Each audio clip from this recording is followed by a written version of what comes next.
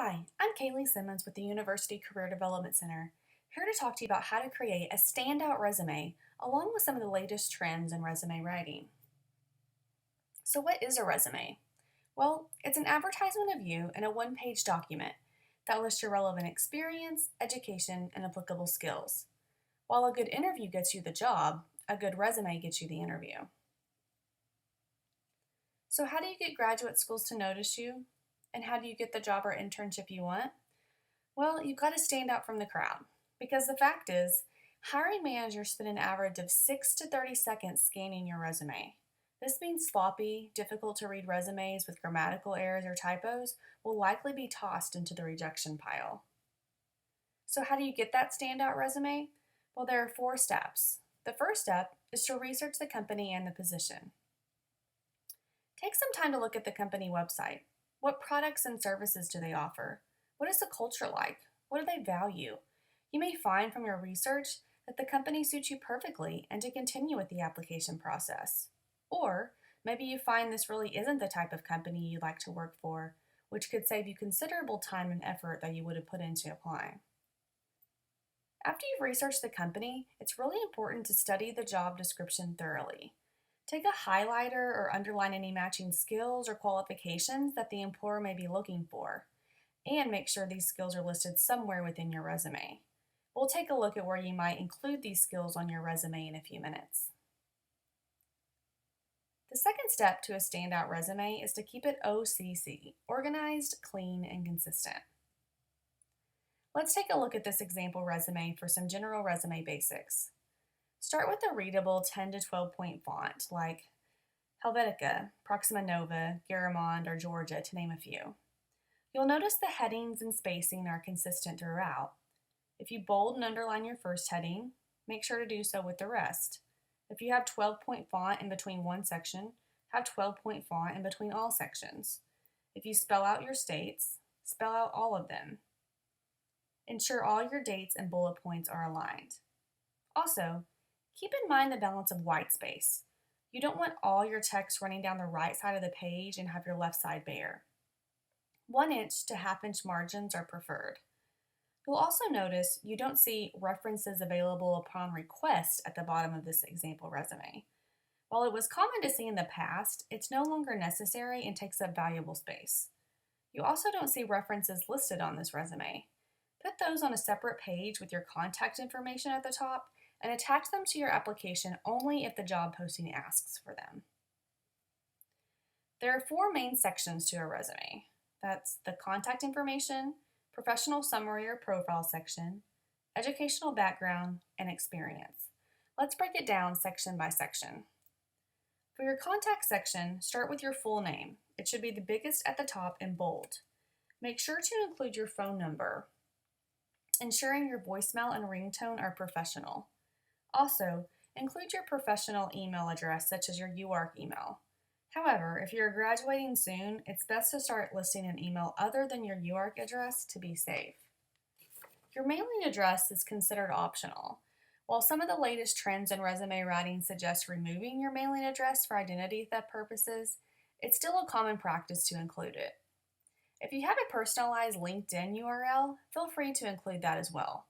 Those in creative or artistic fields may also include a link or QR code to other online portfolios to showcase their work. Things you don't want to include are demographic information such as your race or gender.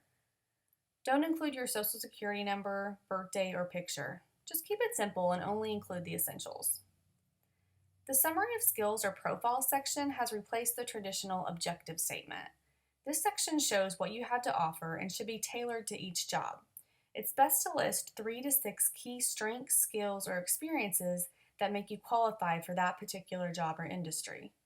This person is applying for a sales and customer service position, so they have mentioned not only how many years experience they have in sales and customer service, but also their proven sales and customer service accomplishments.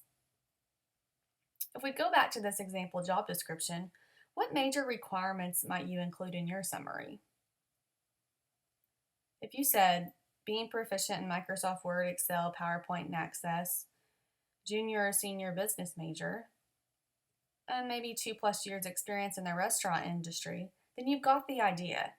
You'll notice I didn't say strong written and verbal communication skills or problem solver, even though it's listed there. These are considered soft skills and should be avoided for the summary or profile section. Let's compare the difference in hard versus soft skills. Hard skills are specific teachable abilities that are based in fact. For instance, you either speak a foreign language or you don't, you either obtained a certificate or you didn't, you either know a particular software program or you don't. These are based on fact and are good for a summary or profile section. Soft skills are subjective and based on opinion. They're often associated with personal attributes and character. Examples include motivated team player, strong communicator, hard worker, detail-oriented. These are skills that anyone could list on a resume and are considered cliche. Employers see these phrases over and over again, and they don't bring as much impact as actual hard skills. These types of skills are best used within your work experience descriptions, which you'll find out later. Following your summary section is your education section. This section includes your degree information, college name, location, and expected graduation date. List your GPA if it's a 3.0 or higher, along with chancellor's or dean's list and the semesters received. You can also list any certifications received and study abroad experience. Some general tips for this section is to not include your high school information after your freshman year. Don't lie about making the dean's list if you didn't, and don't list an inaccurate GPA. Next comes the experience section. Keep in mind your experience section is not limited to paid positions. You can also include internships, research, volunteer experiences, leadership roles, and class projects. Let's take a look at what an experience section looks like. If you look here, you'll start with your most recent job first. For each position, bold your job title and list the company name, city, and state, along with the month and years worked. It's not necessary to include the exact start date, addresses, phone numbers, salary, or supervisor name. Directly under that, you want to use bullet form and no complete sentences. Start with action verbs, avoiding using personal pronouns like I, me, and my. For your current jobs, use present tense verbs, and for your previous jobs, use past tense. Here's a list of additional headings you may or may not include in your resume. It's not necessary to add everything you've ever done on your resume. The key is to make sure it's relatable to that particular job that you're applying for. A position that emphasizes interpersonal skills with different cultures would probably want to see your international experience in languages, while another may not want to, in which you could remove that section. This brings up the third step, tailoring your resume to the job or internship posting.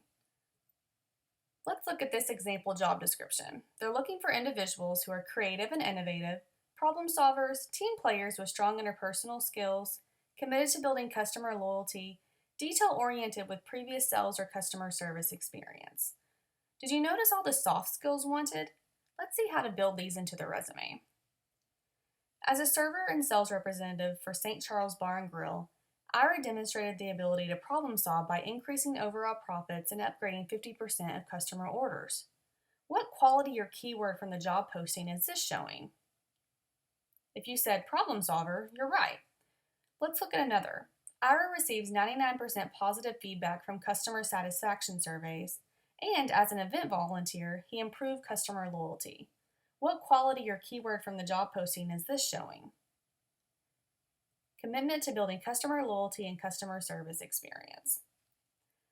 Ira displayed attention to detail